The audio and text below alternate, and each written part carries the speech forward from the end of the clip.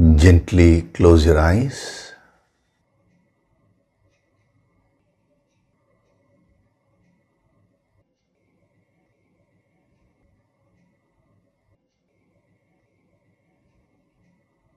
Do deep breathing.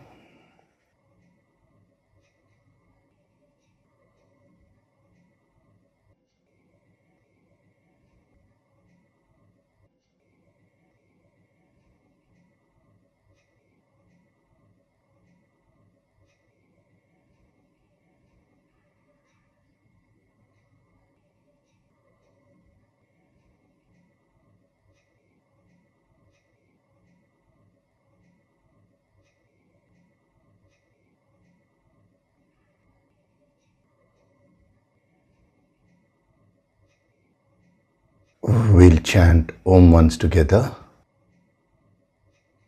Synchronize the chanting of Om with your exhalation.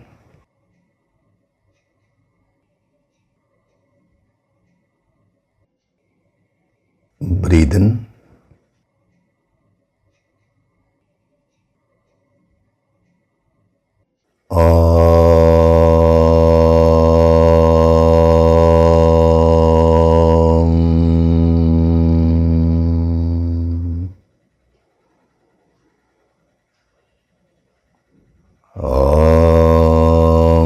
Sahana vavatu, sahanau bhunaktu, sahaviryam karavavahai, tejasvinavaditamastu ma vidvishavahai.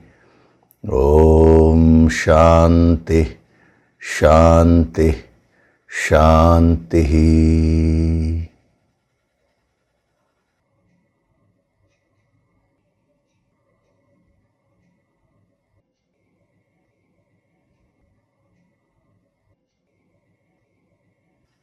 Gently open your eyes.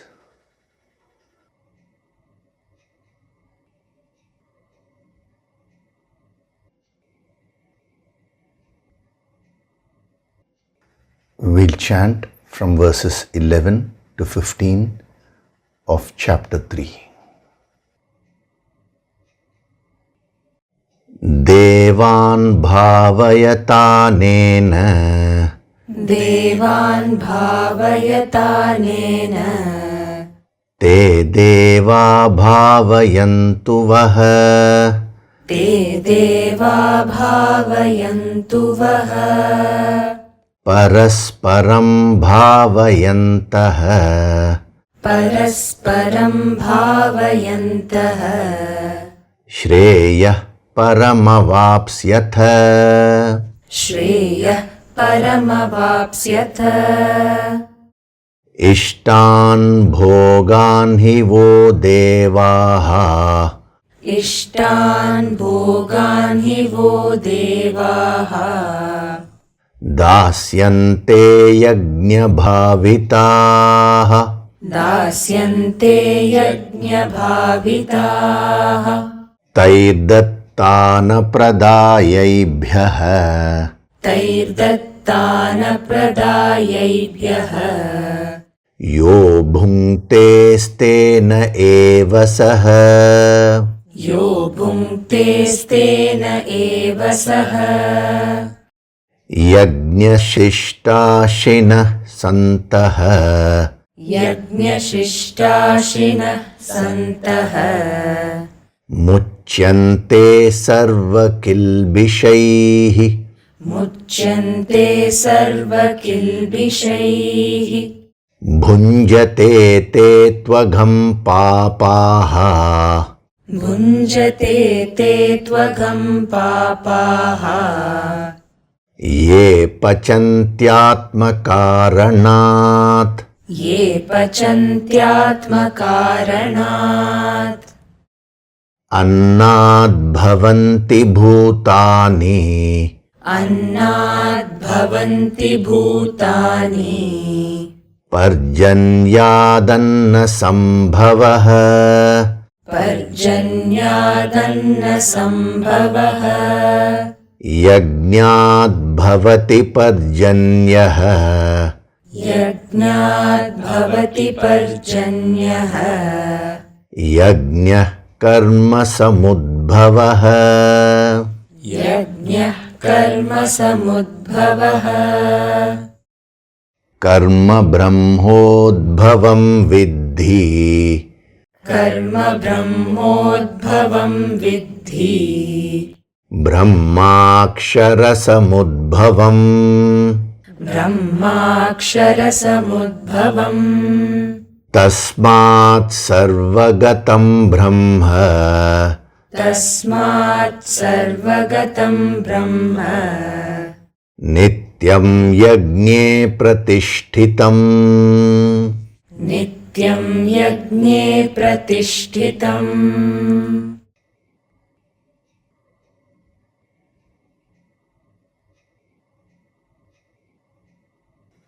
Hari Om, and a very good day to all of you. So in the last session, we were seeing some dimensions of this principle, bhoga. Now this is a very important principle as far as sadhaks are concerned, because this word bhoga is generally understood as a non-spiritual word. That is a misconception actually. People have very strong preconceived notions.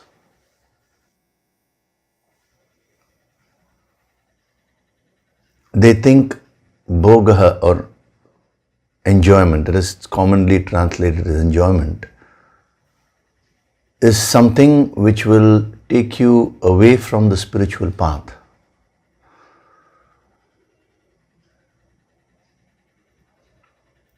Now, he is actually smashing all those concepts, that is wrong concepts about spirituality, by saying the gods will give you the desired enjoyments, ishtan, bhogan. And even a couple of verses back when he said ishta kama dukh. Again, people think that desire is wrong. Desire is non-spiritual. That is what people think. So by adding this word ishta before kama, and then again here by adding the word ishta before bhoga, it's a very deep message which he is giving. The reason why he is doing this is because if you think that desire is wrong, enjoyment is wrong, if you have such preconceived notions, now you will not be able to use your life effectively to evolve spiritually. You will not complete your experiences properly. Because you cannot avoid desires. If you don't have any desire, you will not be born. You cannot avoid enjoyments, any kind of experiences. How can you avoid that? Even if you, let us say, leave your family, leave all this and go to the forest, somewhere unknown to anyone, and you sit there, that is also one kind of experience, bhoga only. So these two things, your desire, see what is a desire? Desire is nothing but a thought flow, no? So when you interact with the world, the thought flow will be there.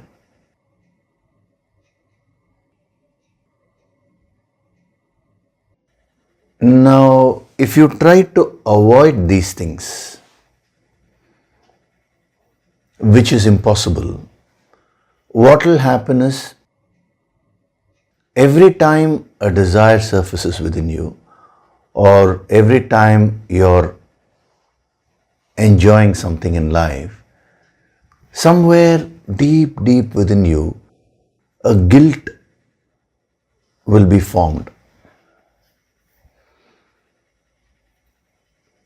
Now, this energy of guilt is very dangerous. When you're riddled with guilt, you can never consider yourself as a pure person. What is the state of self-realization or God realization? That is a state of 100% purity. Now, when you're having a lot of guilt within you, you will always consider yourself as impure only. You may read so many scriptures, you may take the blessings of your Guru, all these things you may be doing. But unless and until you remove every little bit of guilt which is there deep, deep within you, you will not consider yourself as pure. When I say you, I mean your deeper mind. So whether it is your desire or whether it is experiencing this world, both of which cannot be avoided. Now, every time that happens, the backlash of that, or what we can say the hang up of that, is a little bit of guilt which is stored in your deeper mind. Now, when we consider one experience, that may be small, but moment by moment, you're adding a little bit of guilt into your system. You may say it verbally, you may not say it verbally, you may be aware of it, you may not be aware of it. We are not considering all those parameters. The fact is, because of a fundamental misconception which you have, that is, the world is against spiritual growth. To be in the world is against spirituality. You will go on developing this guilt.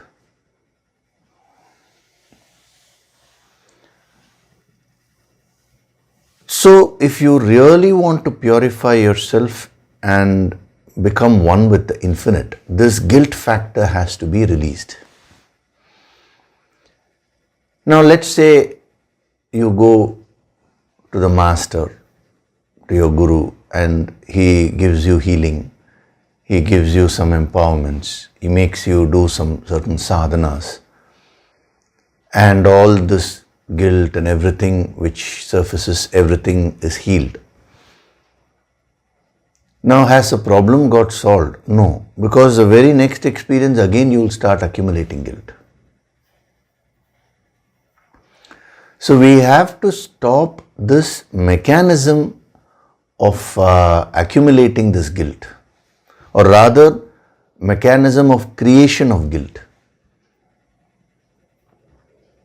If you genuinely do a mistake, let's say you harm someone,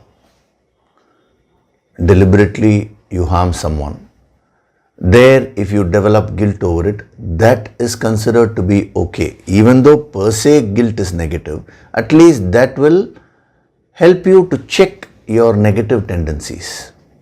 But once you overcome those negative tendencies, then you need to learn to drop the guilt, because guilt inherently is negative. But to develop guilt just over experiencing the world is actually a meaningless thing. So without your knowledge, because of your preconceived notions, right from young age, society has been infusing these things within you. What has happened is you have developed this tendency. It is not just now. This is right from beginning. That's why if Bhagavad Gita is almost more than 5,000 years back. That time itself, this problem was there. So now the problem will be more only. So this issue was there at every point of time.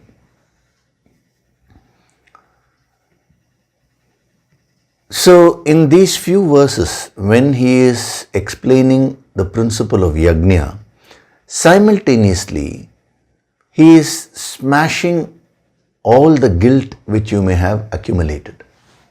Why? Because the primary purpose of yajna is to purify your personality. Why is it that you practice yajna? It is only for self-purification. Now, our masters were always focused on removing the blocks towards purification.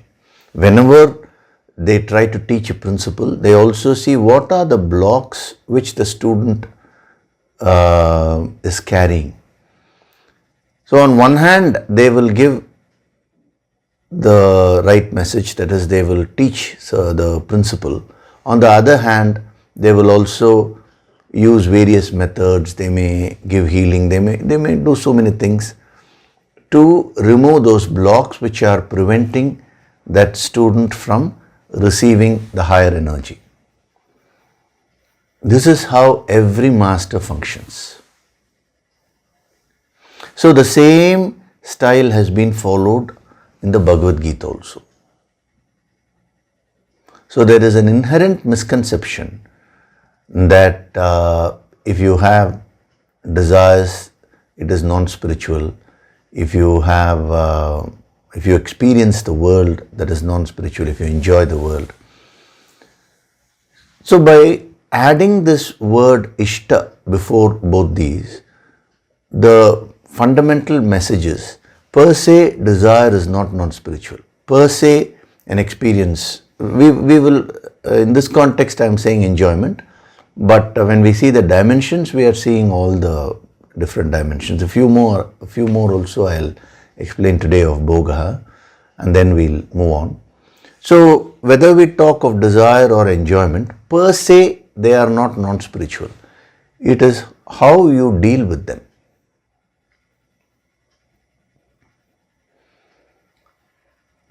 So if the desire is completely out of your control and it has developed a lot of force called Trishna, Vega, you can use many words. Later on he'll be using the word Vega.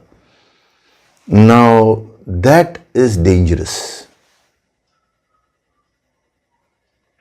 That becomes what they call as lobha. Lobha means greed. That is definitely non-spiritual because it pulls you away from your chosen path. Any form of greed will not allow you to focus, will not allow you to concentrate. And unless you focus all your energies, how can you hit the target? How can you achieve anything? Whether it is some goal at a material level, relative level, or the supreme goal of self-realization. So, lobha, greed, is something which is dangerous. Similarly, if you are riddled with kama, that is the desire, which is one step before greed, before it develops into greed, that desire which is primarily not under your control, that is called kama. When you think that I am unhappy today, when you are feeling unhappy, and then you are pitching up a desire for an object so that you can become happy.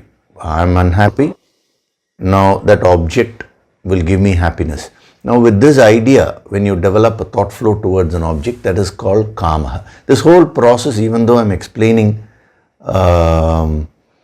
very clearly, that happens within you without your knowledge. The desire just surfaces without your awareness or control.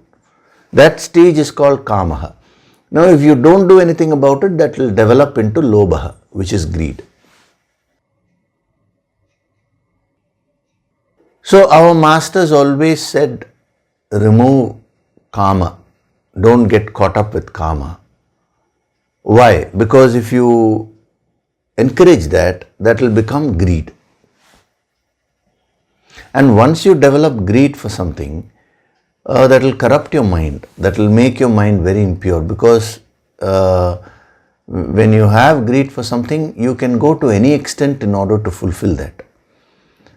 Wars are fought because of greed. Good relationships are broken because of that extra greed. What prompts a person to do all negative things in life?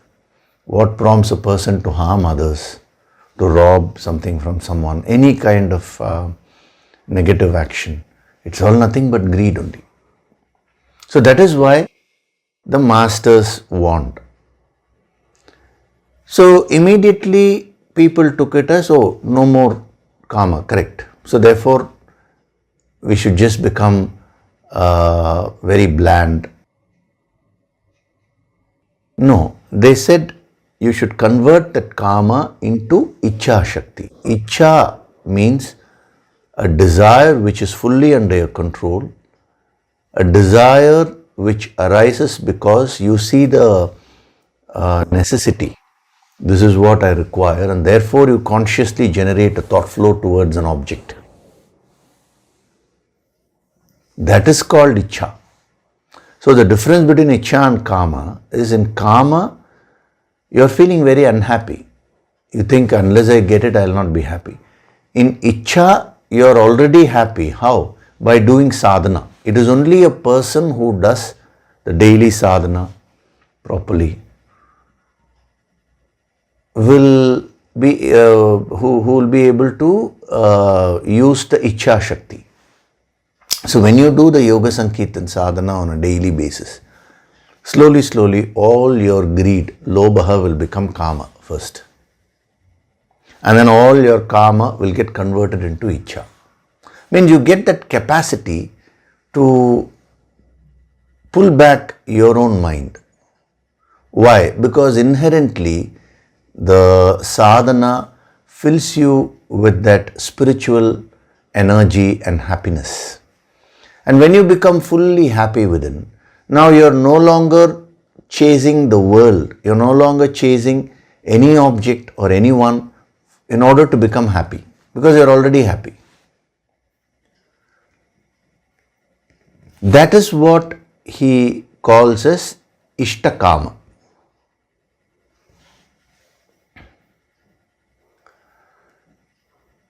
So from that moment, that is whenever you develop the Ichha Shakti, now you can choose your life. You decide, this is what I want to experience. This is what I want in life. Even though we are using the word want there, you should understand it as Ichha.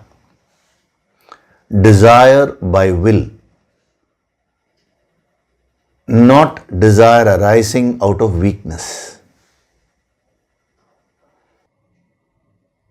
Why I am mentioning this is, many people, when they read the Puranas, they get very confused. Because sometimes in the Puranas, when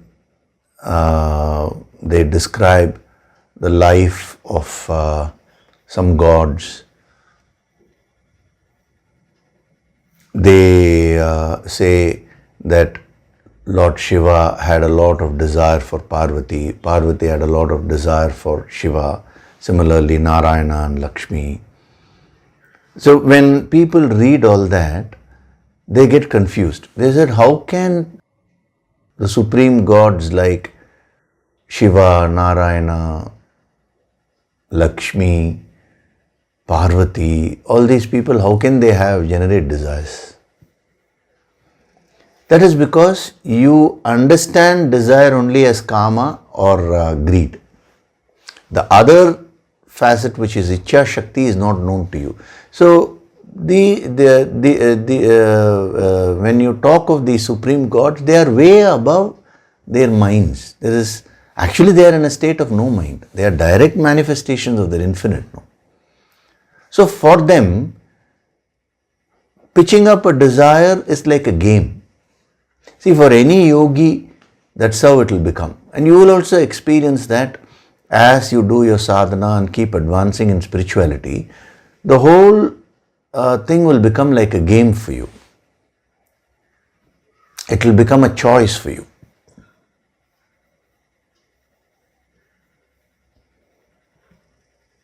So if you read the Ramayana, now the love between Rama and Sita is so beautifully described.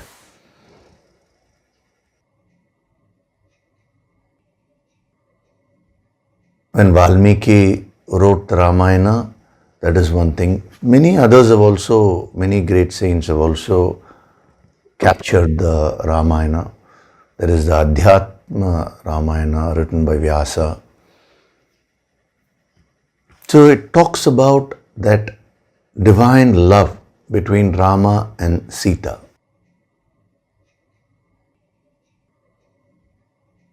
What is that? It is a Ichha Shakti. So this is the best opportunity for you. In these verses, you can understand this correctly and once and for all, remove all these blocks.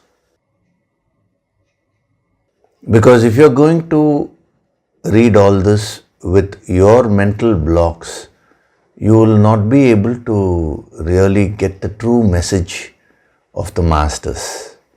The real message of the Bhagavad Gita will not be grasped by you.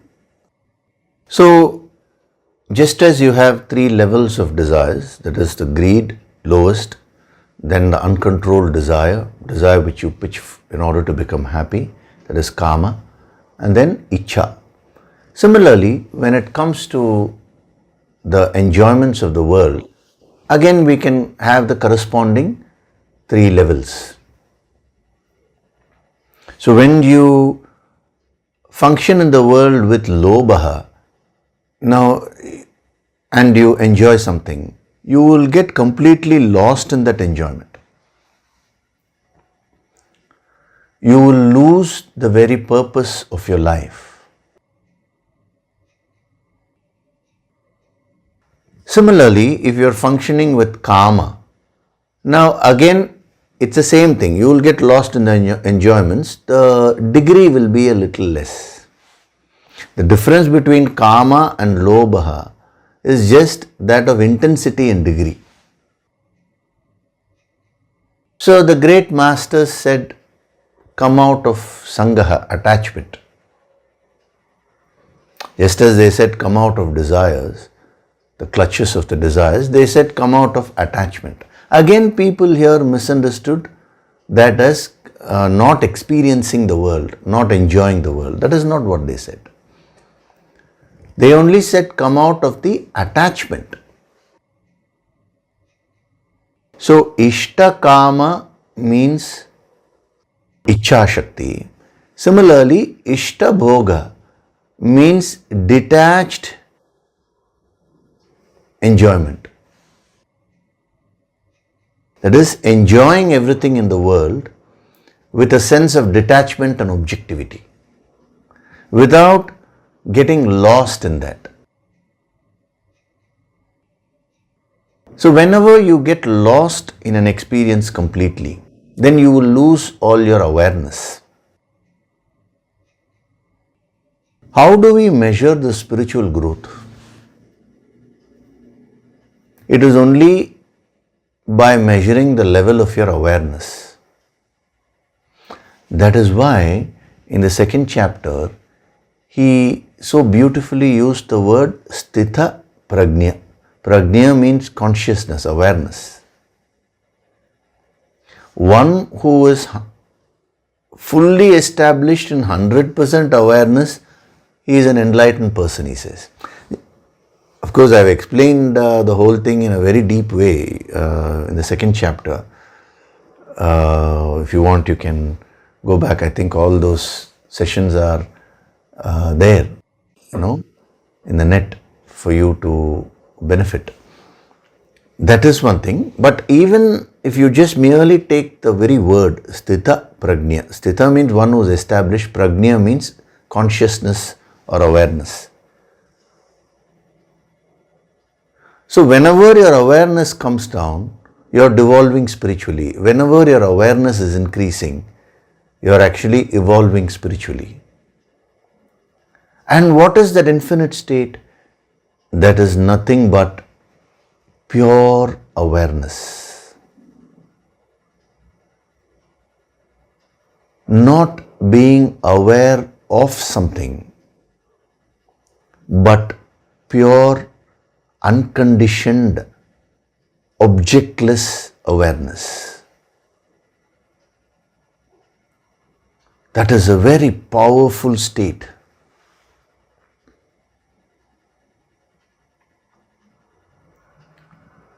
Every yogi is in that state of pure awareness. Sthita prajna. One who is established in that prajna.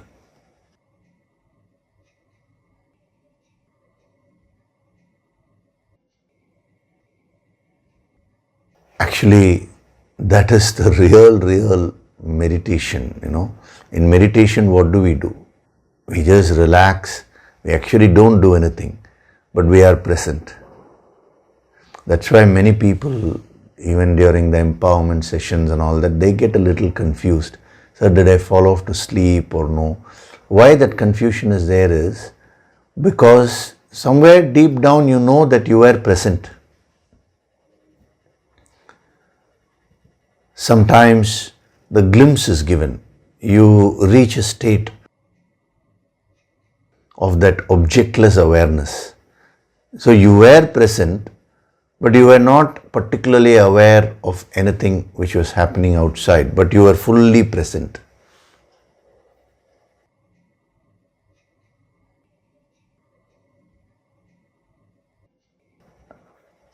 So that is the supreme state of enlightenment. Now, when you are in a state of greed and when you contact the world, you get completely lost. That kind of bhoga, enjoyment, now pulls down your awareness.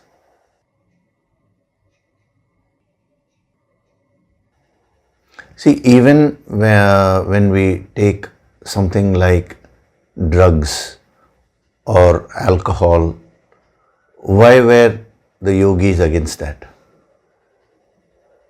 One is the health aspect. We are not now seeing the medical aspect. Medically, from health point of view, drugs, alcohol, these things are not good for you. But from a spiritual point of view, why did they say avoid those things? Because inherently, the nature of alcohol or the nature of drugs is to reduce your awareness. When a person drinks fully, he will not know what he is doing. He will not be fully available in his full senses, which means he has triggered the process of devolution. So this is with respect to greed. Now when you contact the world with kama, it is the same thing. Your awareness level is very minimum. You again get lost in the experience. The intensity may be a little less, but still you have got lost. But when you function based on Ichha Shakti, right from beginning, you never lose your awareness. This is the divine state. So in the Puranas, when they describe the love between gods and goddesses and all that, it is done with full awareness. It is a divine state. I am explaining that because I have received a question. A person has asked this question that, sir, we have been told that if you know the state of godliness is absence of desires. But in the Puranas, he has quoted many things from the Puranas. This has happened, that has happened. So how do we reconcile these two? This is the way you can reconcile. So when he used the word kama, ishta kama, kama means desire. Another meaning of kama is the object of desire also. It is very interesting. Of course, I am not getting into that now because we have already seen all that in I think it's verse 10 or just a couple of verses back. Now, similarly, here when he is using the word bhoga, bhoga means so many things. That's what we are seeing, the different dimensions of bhoga. He has used a very beautiful word. So what are some of the dimensions we have seen? Bhoga means experience, all kinds of experiences. The moment he puts bhogan in plural, it means variety of experiences.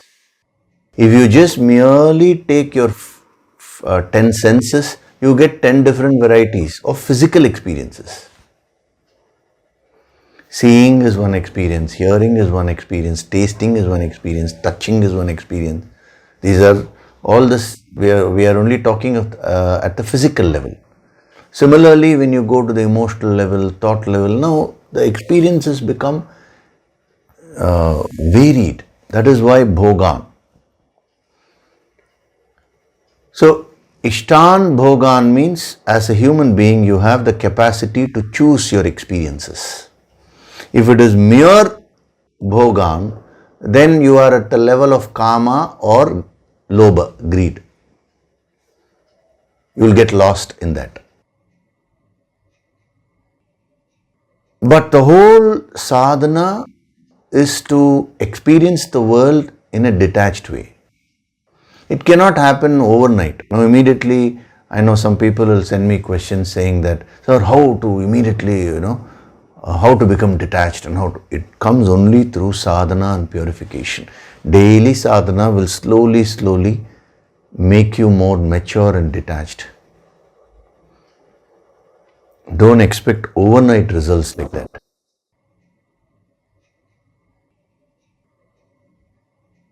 So an experience per se is not non-spiritual, but when you get lost in that, it becomes non-spiritual. It pulls you down spiritually. Then we saw a few more dimensions. Bhoga means eating. So last week I had explained, eating is primarily for getting the nutrition. Similarly, when you go through the experiences of life consciously, in a spiritual way, in a sadhana way, then those experiences become your spiritual nutrition, as it were. With those experiences, your consciousness starts evolving. You will start becoming more mature as a person. You will start learning the lessons of life.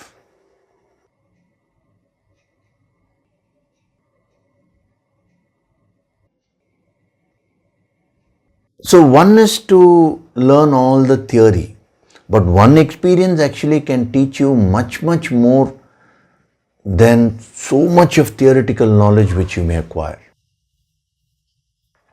It has the potential to teach you, but you can learn only if you apply this principle of ishta bhoga. If you are just merely functioning based on kama or lobha, greed, no, you are not going to learn anything. Those experiences will not push you up spiritually. So this is a very beautiful method. This is actually karma yoga. Karma yoga is being in the world and acting, right? One of the aspects of Karma yoga is that. So this is acting in such a way, experiencing the world in such a way that you go on evolving spiritually. So that is the other dimension we saw. Then we saw one more dimension where bhoga means enjoyment. That is, we combine two dimensions. On one hand, bhoga means enjoyment. On the other hand, bhoga means suffering.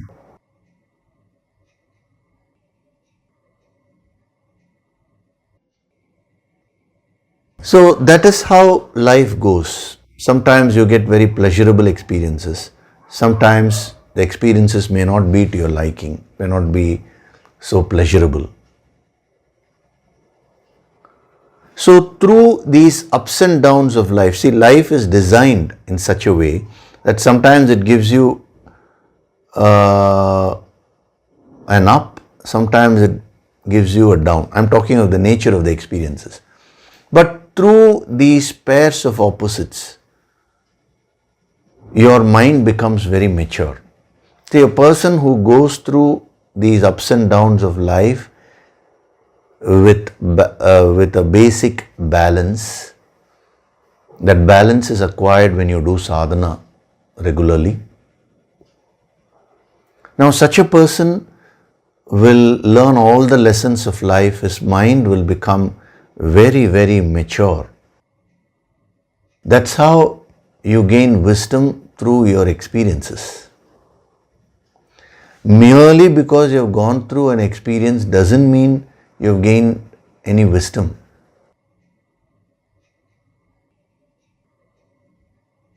Many people, they make the same mistake even after 25 years. They make the same mistake in a different way, in a different situation, that's all.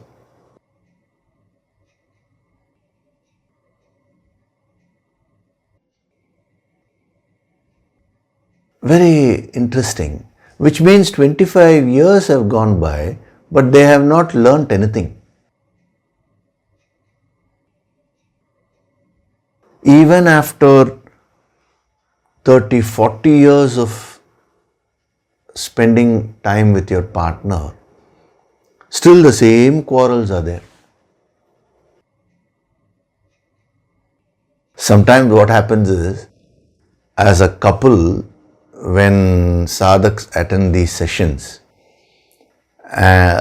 instead of fighting in a non-technical way, now they start fighting in a technical way. You are rajasic, one partner, other person you are tamasic. They start fighting. The fight doesn't stop. They use the knowledge of the Bhagavad Gita so beautifully to refine their fighting. So you should think. I have gone through so many years in this lifetime. What have I learnt? Similarly, right now I am going through various experiences. What am I going to learn? How is that going to purify me? How can I grow with my experiences? So the ups and downs, that helps you. If it just goes at the same level, life will become so boring. Your mind will lose its alertness, its awareness. The ups and downs of life are given. That is, life is designed in the form of enjoyments and sufferings. Why? Then that keeps your mind very alert. And if you use them properly, you can steadily, you can keep growing spiritually. So that is the other two dimensions which we saw. So the next dimension of bhoga, bhoga means enduring.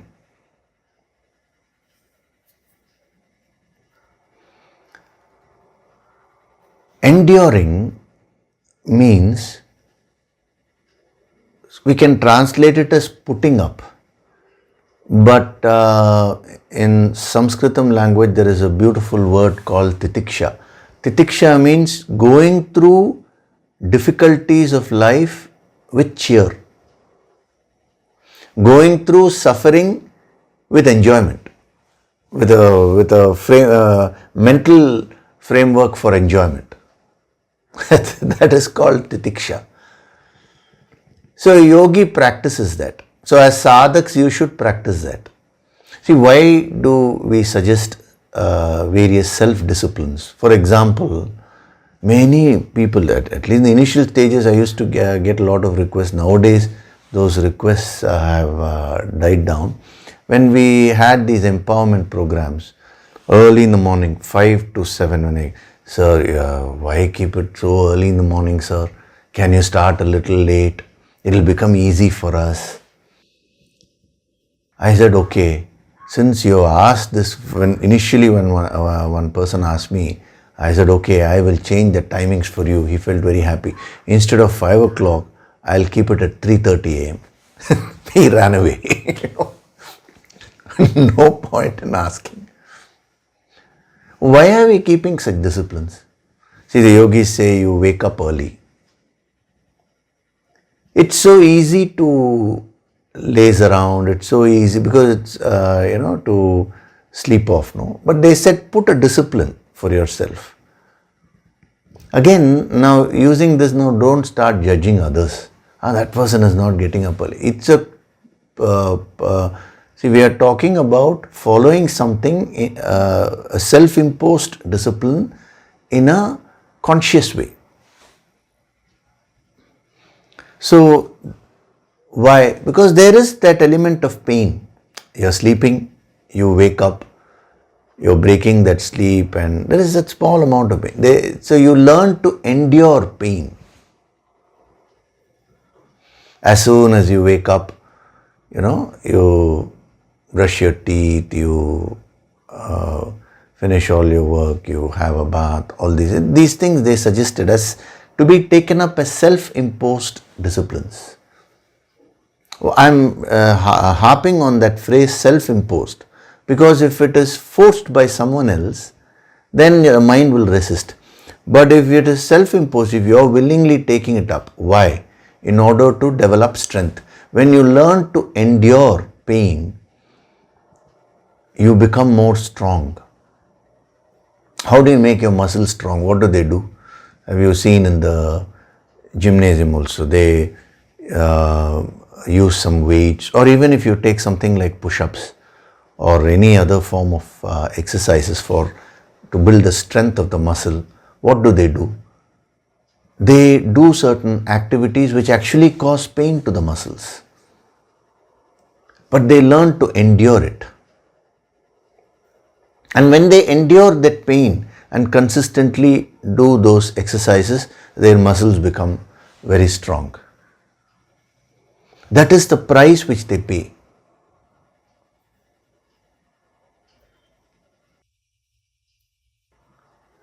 Now the same thing at the spiritual level. The various disciplines have been given. Even this discipline which has been given to you, listen to the Yoga Sankirtan, do that Yoga Sankirtan meditation every day. It's a discipline. These empowerment courses, that builds a lot of discipline. I know it's not so easy because you're working, many of you are working, you have this activity, that activity. In spite of all that, I'm keeping these empowerment courses, making it a little tough for you to attend, whether it's a time or whether it's a month, whatever it is. Why? So that without your knowledge, you learn to be disciplined at a conscious level. If you don't want to grow, you will say, sir, this time is not suitable, this is not okay, I'll not do it. It's up to you, it's your choice. they say no pain, no gain. There is a meaning to that statement.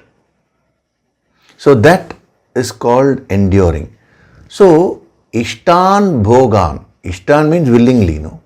Ishta bhogaha means taking up pain willingly. Here, what is the meaning of pain? Disciplines. Leading a disciplined life. See, when you're eating your favorite food, you know that your stomach is now full. I mean, you've had your fill. Now more than this point, it will become overeating. Now to say enough, that will cause a little bit of pain, because your body wants it. When I say your body wants it, actually it's your mind which craves. But to put a stop there, that is a discipline. As I told you, getting up early in the morning, now you want to sleep, but to say, let me wake up, it's a discipline which you have taken up on yourself. That is ishta bhoga. Ishta means willingly taking up something, and bhoga means enduring. This is what Lord Buddha also said. Endure the pain, he said. Accept the pain. This is what Buddha said. What do we mean by accept the pain? It means endure it. Not with a grumpy face, with a very cheerful face. You know, when I was teaching these yogic kriyas and all that, when we had the empowerment program, this is pre-COVID time when we had it live in the hall, early morning we had about 2 hours dedicated for practicing some yogic kriyas in order to strengthen the physical body and the pranas and all that. You all remember that. So first day when we started, I said, now twist this side, twist that side, do this, do that. Everybody was doing it with a grumpy face. You know, they were doing like this. So then I added with a smile. You know, in the yoga and even when doing yogasana, the yogis practice this. They stretch their body in such a way that it causes pain, a certain amount of pain, and then final practice of an asana is smiling.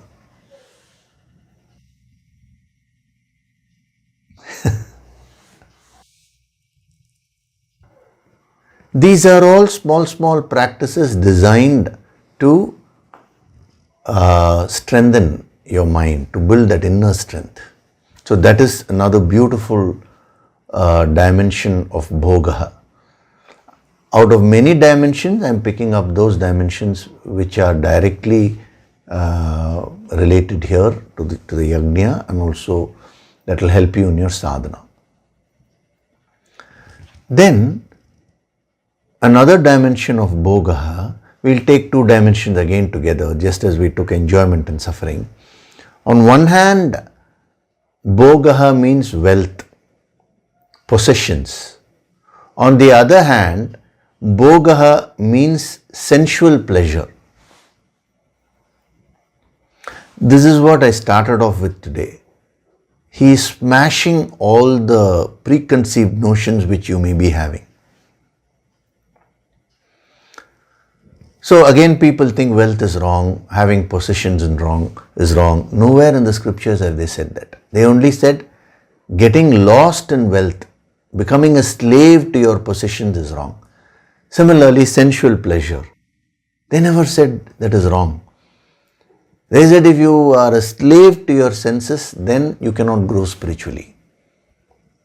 So per se, acquiring wealth is not wrong. Having possessions is not wrong. Going through the various pleasures here, it means sensual pleasure. Specifically, bhoga actually refers to the physical union between a man and a woman.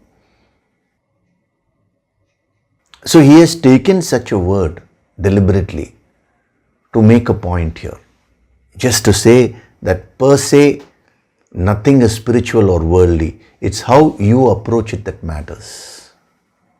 What a very deep message, If you truly understand this and start practicing it, what will happen is you will find that your personality will become very subtle. And you see, what is very interesting is you will lose that exaggerated value which your mind has today for all these things like wealth, possessions, sensual pleasures and all that. You'll become very objective. Objectivity is a hallmark of a yogi. And as I told you, don't send me mail saying, sir, how to now become objective. And it's only through sadhana you can achieve that. Keep on doing your sadhana on a daily basis. There is no time guarantee and all. So do it for 1 month. So much percentage of objectivity you will gain. That is all meaningless. Spiritual growth is not a joke. You will have to pay the price for it. You will have to put in that hard work. Your efforts are required. So when you have function based on karma or greed, lobha, now you will become a slave to wealth. You will become very possessive when it comes to your possessions. You will have that sense of mindness. And not only that, when it comes to sensual pleasures, you will get lost in them.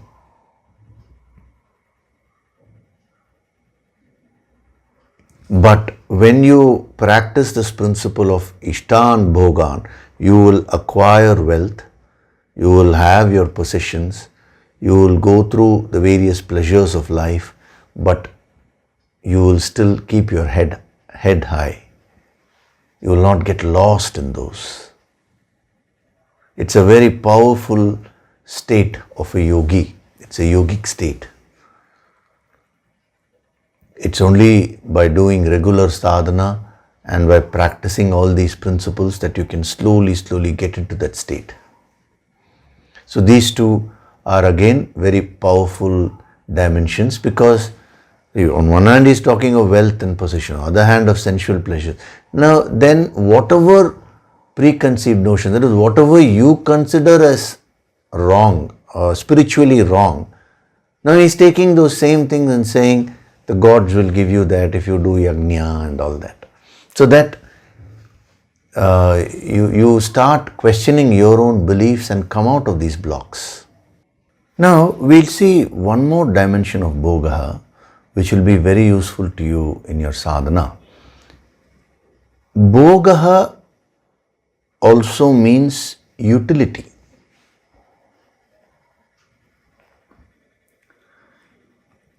See, this is a very beautiful dimension because it gives you a tool to check the quality of your life. See, whenever you buy something, don't you see whether that is a quality product or not?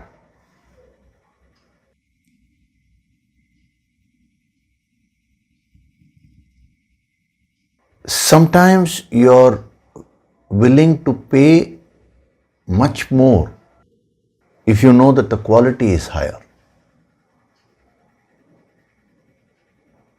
Isn't it? So similarly, have you ever looked at life in that way? What is the quality of my life? How will you determine that? So life is nothing but a flow of experiences. It's called anubhavadhara. Anubhavadhara means, anubhava means experiences. Experience one experience after another. Your life just keeps flowing.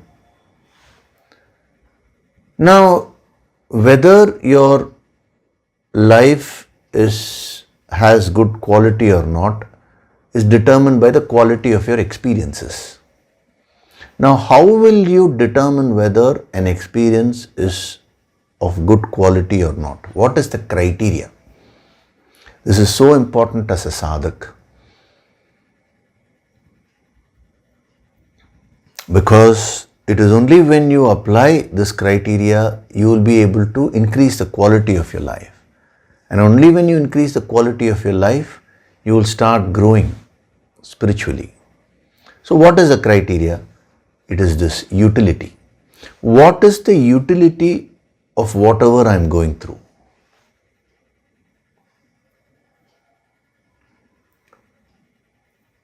It's very interesting.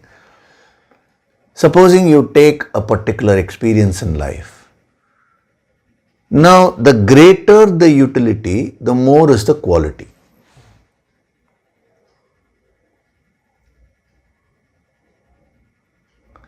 Number one, greater in terms of the features. You see, when you buy a product, you see what are all the features. Let's say you buy a cell phone. What do you see? What are all the various features? And then you also see how long will this last. Let us say they provide excellent features, but it will just last for 1 week. Will you buy that cell phone? No. You want it to last for a long period of time also. It's the same thing. The more the utility, that is in terms of quantity, that is there, but also in terms of time, we can say that experience is of very high level of quality. So what increases the utility of an experience? It depends on what you learn from it, how you use it for your growth. That's why I'm taking this dimension at the end. I'm giving you this dimension at the end. Before that, we did all the other dimensions like experience, eating, enjoyment, suffering, enduring, wealth, possessions, sensual pleasures, all that we saw. Now I'm giving you this dimension utility because you can easily understand it now. So when you go through the various experiences of life, you can go through it in 3 different ways.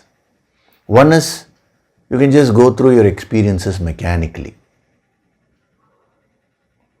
That is a tamasic approach. You will not get anything out of it. There is no utility. Many people live their lives in a very generalized way, in a tamasic way.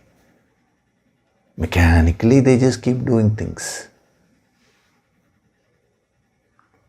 You're wasting the wonderful opportunity which is being given to you, that is, I'm talking of the human birth, if you do things mechanically. So whenever you go through an experience mechanically, that experience has no utility, therefore the quality is very less. Now the second way of approaching is rajasic.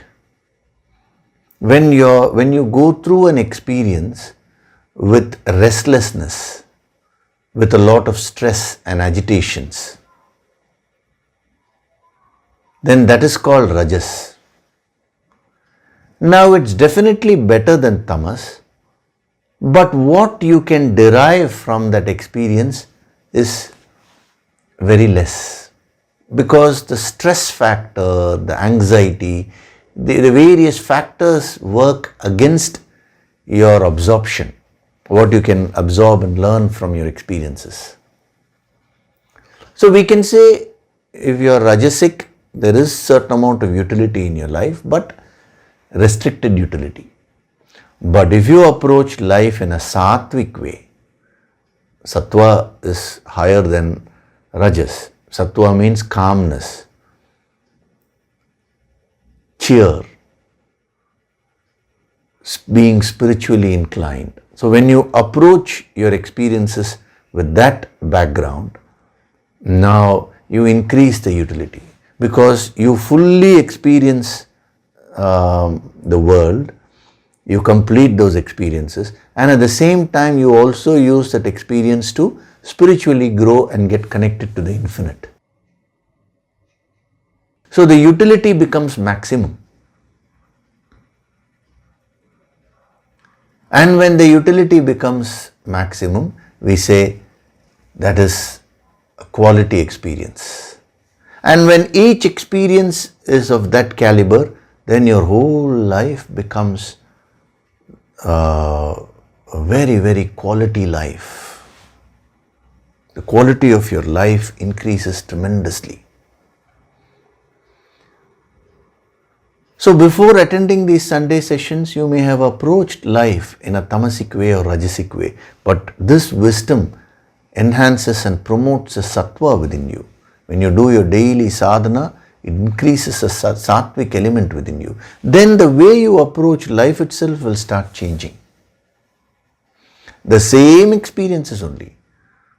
The same home, same office, same people you're dealing with, but now your approach will be totally different. Every experience will be very enriching. That is the utility. So, ishtan bhogan means deriving maximum utility from your experiences. Maximum means at the worldly level, maximum, and at the spiritual level also maximum. This is what the yogis said, you should lead 100% worldly life and 100% spiritual life, inner life. This is the meaning of that. Ishtan bhogan. Again, the word ishta always implies a choice for you. So it is a choice only whether you want to be tamasic or rajasic or sattvic. Your past choices are determining your present state. So if you choose wisely today, it's only a question of time. You can neutralize all your past and become sattvic, which is very conducive. I'm introducing this principle of sattva, rajas, tama, that is approach towards life, because from the second line he is going to deal with that with respect to yajna. In this verse, he'll be dealing with the tamasic approach. In the next verse, he'll be dealing with the rajasic and sattvic approach.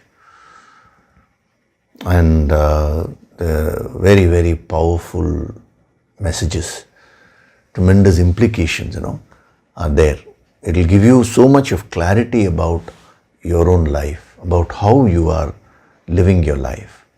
So this is what is ishtan bhogan. So number one, bhoga means experiencing, varied experiences. Then eating, using that for to nourish your soul, as it were. And then enjoyments and suffering, going through them and making your mind balanced. Then enduring, learn to the practical application of endurance is when you build positive habits by taking up various disciplines. So leading a disciplined life now gives enormous control over your mind. If you just allow your mind to go wherever it wants, where is the control? And then on one hand, wealth and possessions, on the other hand, sensual pleasures. So again, being balanced, not losing yourself in all these, but keeping the highest purpose going. And all this is summarized by that one dimension, utility. If you practice all this, then you are using the world, you're using all your experiences, you're using this life to the fullest possible extent. Only a human being has that capacity. No other creature in the world has that capacity. What is that capacity? To use life to its fullest. That's the utility. To live your life to its fullest potential. And the potential is infinite. When you merely achieve things in the world, but you have no concept of the higher, that is not leading a full life. That is partial living.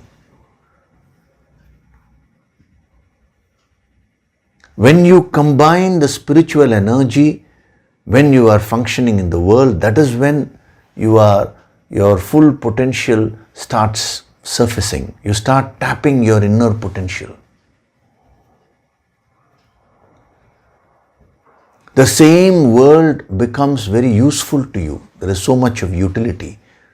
It gives you worldly happiness. It also gives you spiritual happiness. We can also determine the utility of something based on happiness. See, when you have a goal, you measure each and every action in terms of your goal. Is this action taking me towards my goal? Yes means it is useful, otherwise it is useless. That's how you decide, no? Now, whether you spell it out or not, your goal is happiness only. So every experience ultimately, is it taking you one step towards that infinite happiness? Yes means you've used it properly. No means that opportunity has gone waste. Look for the next opportunity. One thing is there, life is a continuous flow of experiences. Even if you miss the bus in one opportunity, the next experience comes to you, another opportunity is given. Whatever be the nature of that experience, whether it is enjoyment or suffering, it's still an opportunity for you to grow, for you to learn the lessons of life. That is the principle of Ishtan Bhogan. What an amazing principle he is giving.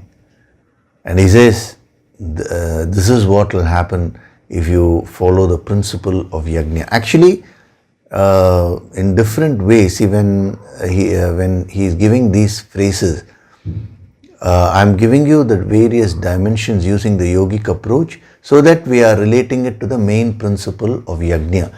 And yajna is again related to the principle of karma yoga, which is what this chapter is talking about, chapter 3, karma yoga.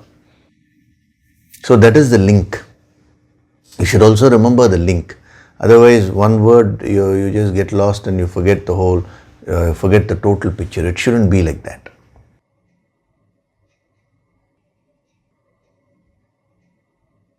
So, we'll stop with that here.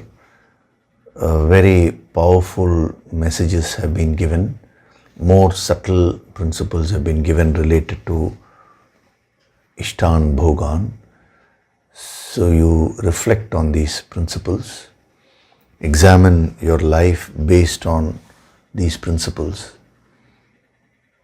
See how you're approaching life. Are you making the best?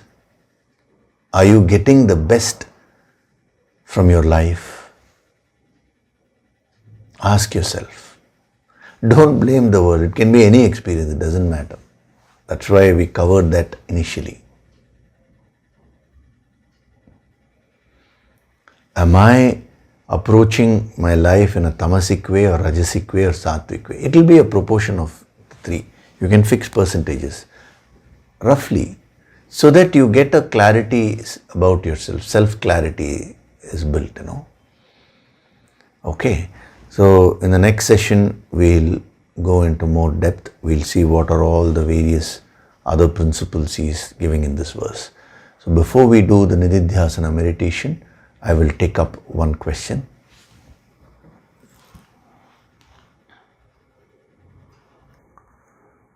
This question has been asked in the YouTube comment section. Hari Om.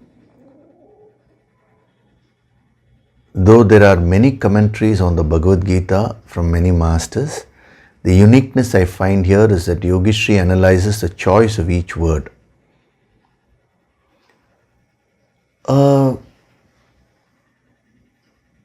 That's true, but it is not Yogishri's approach. See, when we say yogic approach, that belongs to the great masters only. Actually, the yogic approach is the true approach towards any scripture. All other approaches are limited only, intellectual, just mere intellectualization or very in a limited way. Just now we saw no full utility.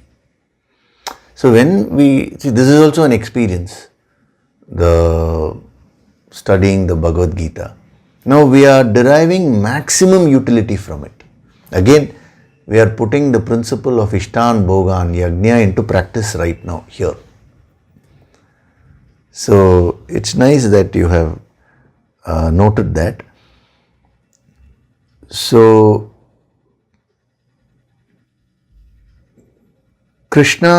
Lord Krishna has used, be it Ishta, Kama, Bhoga, Yajna, etc. in different dimensions and angles. In that context, see the question, I'll straight away come to the question. We want to know a little more on the word grace, how it works and how to become receptive to it. Beyond one's sadhana, efforts and intelligence, many masters attribute the grace of Guru in their biography for whatever they had. How grace works and how to become receptive is a question. How grace will descend, how to make this life a weave of grace, how do we know whether the Guru's grace is upon us, how to become available to grace even when not in physical proximity. I think you're meaning the Guru. So some say if you are less of yourself in the presence of Guru, grace comes not in drops but in cascades. To have a solid logical base yet be open to grace, is it possible? So it's the same question, only one question. Basically you're talking of grace and how do we receive it. And you've put it in many ways. I'll give you a few tips. It may not be exhaustive, but anyway, when the context comes also, I'll explain it further. So, see, grace, the Sanskritam word is, generally we use the word kripa. Kripa means grace, blessing. We can use different words. Now, how do we receive the higher grace? So we say, it's all God's grace. Actually, God's will give you the desired enjoyment. That is also the grace only He's talking about. So it is within the context of whatever you're asking. Similarly, we say the grace of the Guru, the grace of the Guru Shakti. So first of all, what you need to understand is Kripa is an essential aspect of divinity. There is nothing like grace will descend or ascend and all that. It is universally present because divinity is present everywhere. We have our own definition, limited definition of what is grace. That is why we see it as, have I received the grace or is the grace coming or not? Because one question you asked is, how do we know whether the Guru's grace is upon us?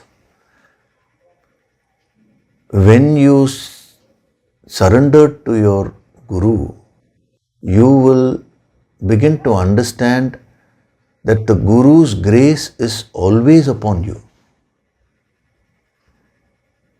The grace of God is always upon us. We fail to recognize it because of our ego and our limitations. Who is the Guru?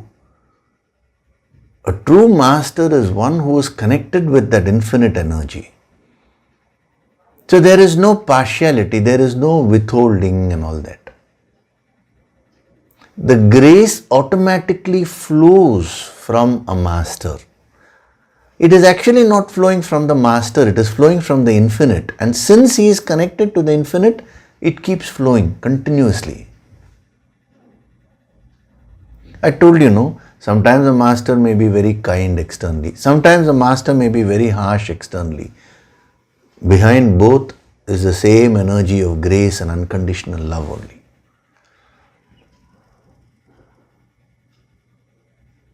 So it is not a question of how do we know whether Guru's grace is upon us and all that. That is not the correct question. How do we receive it fully? See, you are not recognizing. It is only by recognizing that grace is universal that you can start receiving it.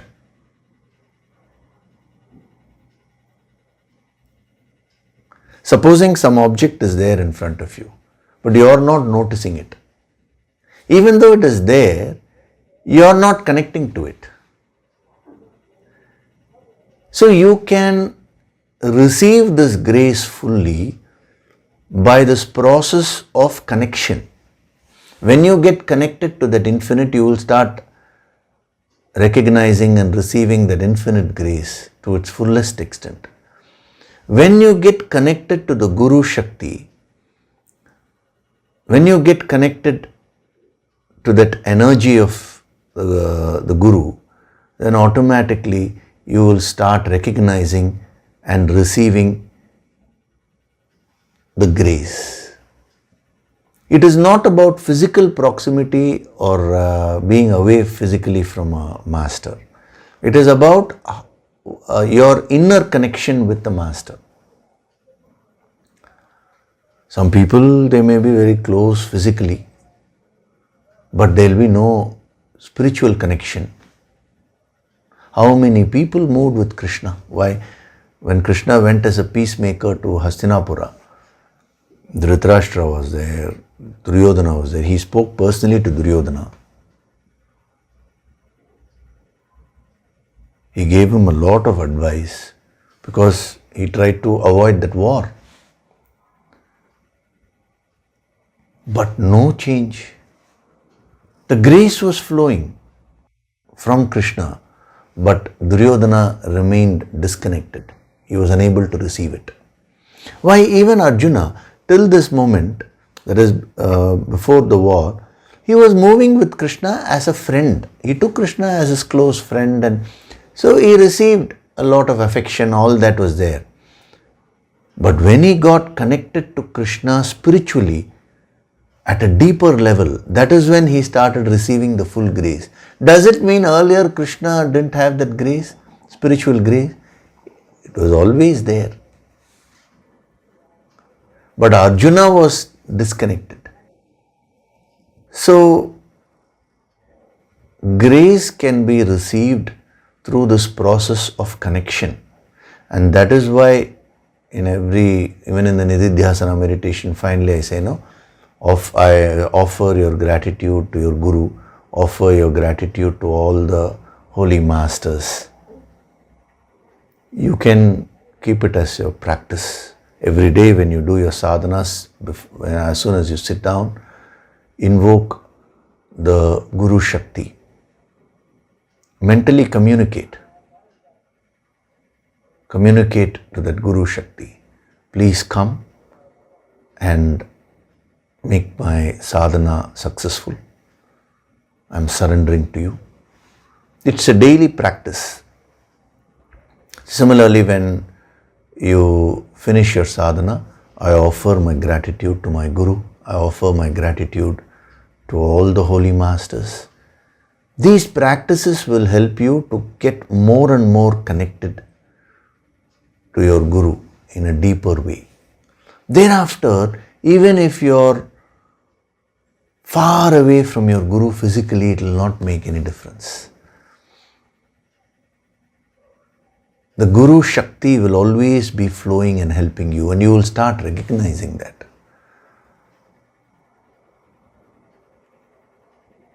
Physical proximity is of no big value. It is a deeper connection that matters. And when you go through some difficulties in life, that is a time, if you're a true sadhak, if you're a true disciple, you will invoke the Guru Shakti, you will ask for help. As it has been said, you should seek. When you seek only, it will be given. And that seeking comes only through the connection.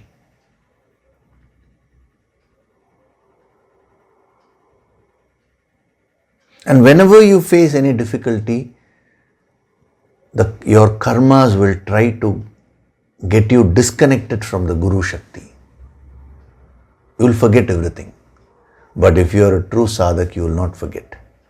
The more the difficulty, the more you will ask for help. You will get connected.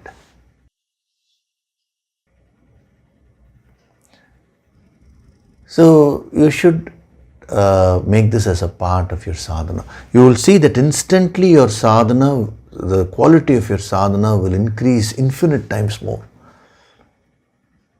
Instead of feeling, I am doing the sadhana, if you just surrender it to the higher Guru Shakti, and when you do the sadhana, you do everything for me. Even though you are doing, see, it's not that you are just sleeping and saying you do everything for me. Then that is tamasic. You are practically doing, but the feeling of it, you attribute it to the higher. Now the quality of your sadhana will become very, very high. That is the way you can receive the grace fully. The grace is always there. The Guru Shakti is always flowing. The Guru has nothing but unconditional love. It is the student's failure to recognize that. And how do you recognize that? It is only by getting connected. And that connection happens at the soul level.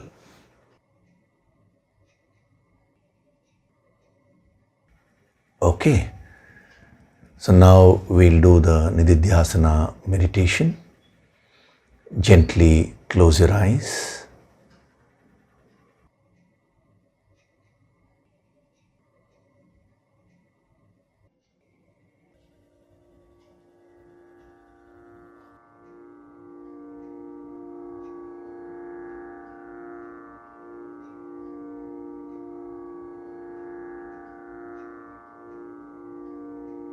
Do deep breathing.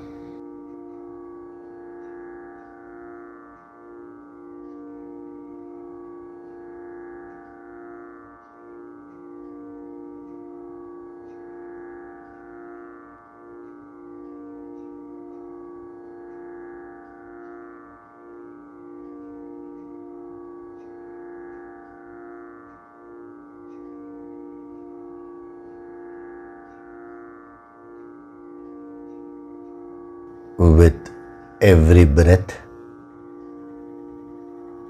I am becoming more and more relaxed.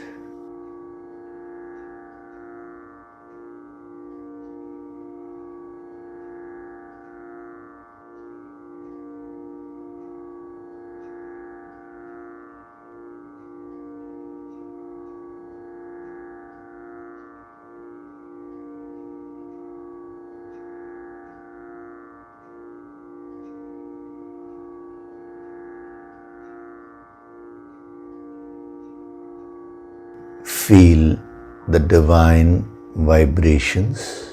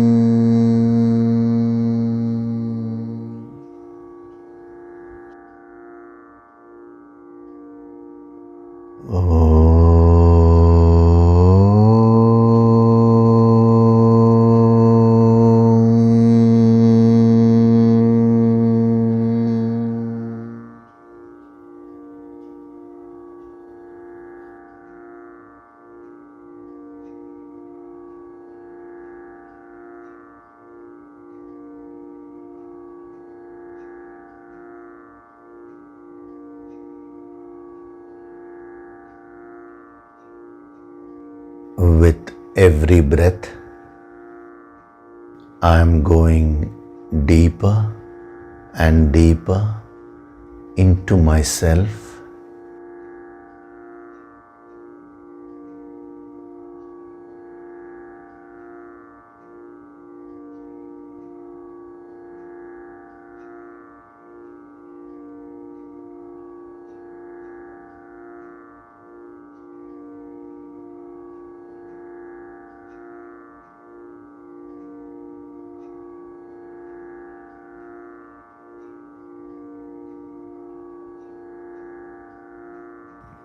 I am not this physical body. I am not these pranas. I am not these various emotions and thoughts. I am that supreme, infinite, divine self.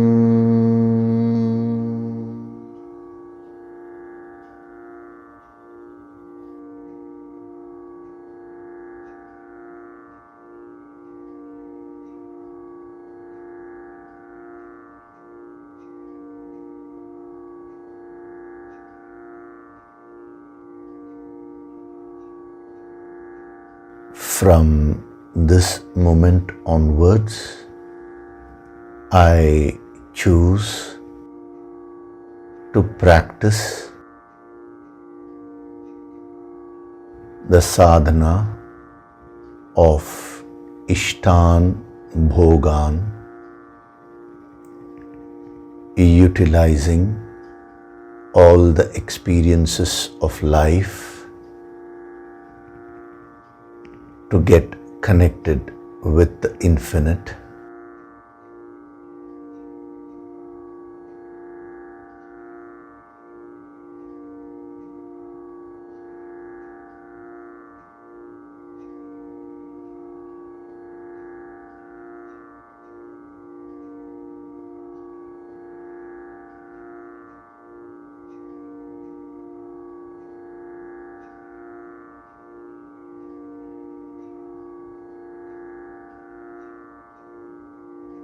I am Swayam Prakashit, self-illuminating.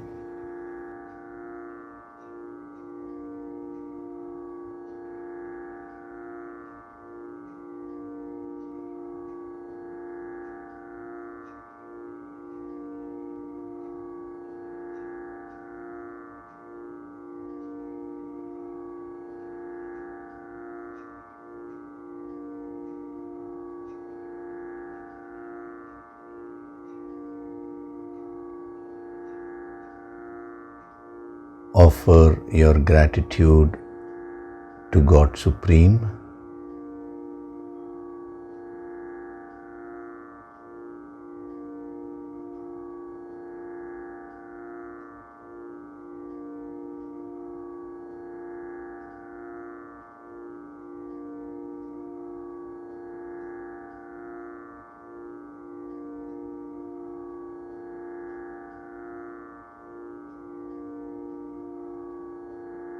Offer your gratitude to your Guru and all the holy masters.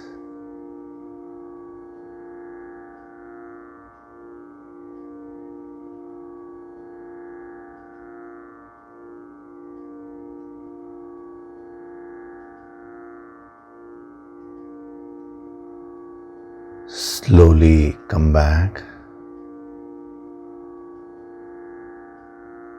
Wriggle your fingers, your toes. Rub your palms together to create a warmth.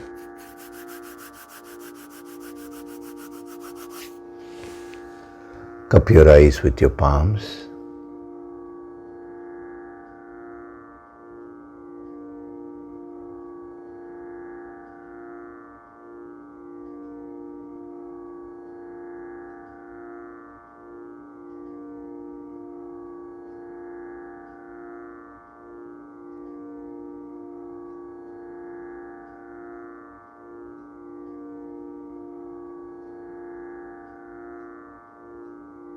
Gently rub your eyes, cheeks, forehead, top of the head, back of the head and neck.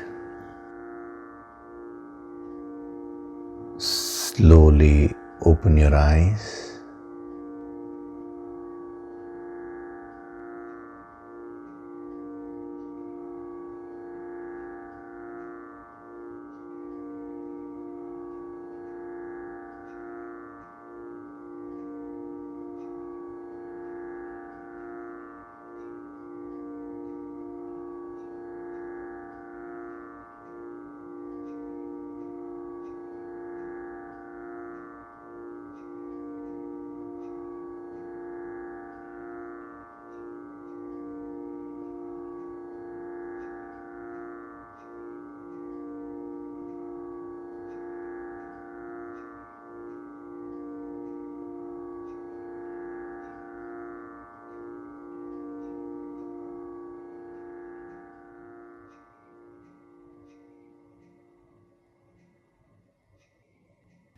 Welcome back.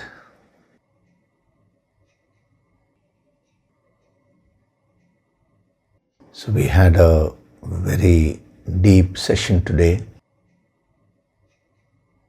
Many powerful principles have been given.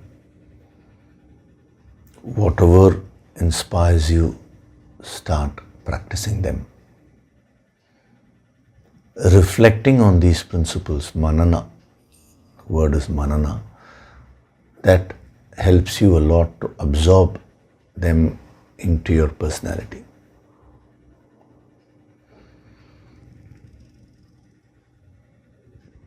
So even these Sunday sessions, don't keep attending them mechanically. These sessions are designed to give you maximum benefits. But now it is up to you. How much of utility can you get out of it? Right now itself, you should practice this. Never ever postpone good things, especially the higher principles of life. Either now or never. That is the principle of a yogi.